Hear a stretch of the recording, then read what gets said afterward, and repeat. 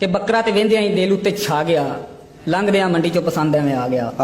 आख्या मैं दिला एहो बकरा ले जावांगे, रज रज ईद उत्ते सारे जी खावांगे। ते लगदा सी बकरा गुलाब दा फुल है। लागे हो के पुछया मैं की एदा मुल है? ते बकरे वाला कहंदा कि लागे हो के वेख लो ये ढुड नहीं जे मारदा, मेरी जान तुहाडे लिए सिर्फ 30,000 दा। ते लै जाओ बकरा, जे घर तुसां खड़ना है इस तो ते घट मैं रुपया नहीं जे करना है। ते मैं आख्या होना वो रब जो चाहेगा, मूंह मंगी केड़ा तेनू मौत फड़ावेगा। बंदे ही ने हुंदे जेड़े बंदियां दी मनदे, थोड़े जिन्ने घट कर सौ ही तू भनदे। ते बकरे वाला कहन लगा मैनू अगों रो के गल सुन मेरी बहू निकी जी खलो के दसा तुहानू बाऊ जी मैं गल केड़ी केड़ी है। ईद तो बाद मैं ते वाणी खोता रेड़ी है, सामने वो वेख लो जो सड़क ते खलोता जे, बकरा मैं वेच के ते लैना वो खोता जे। खोते वाला अपनी वो गल तो नहीं हरदा, तियां विचों टगा भी वो घट नहीं जे करदा। ते तुहाडे नाल बाऊ जी जोड़ काहदा साडा जे, खोता मैनू लै दिओ ते बकरा तुहाडा जे। वाह वाह वाह।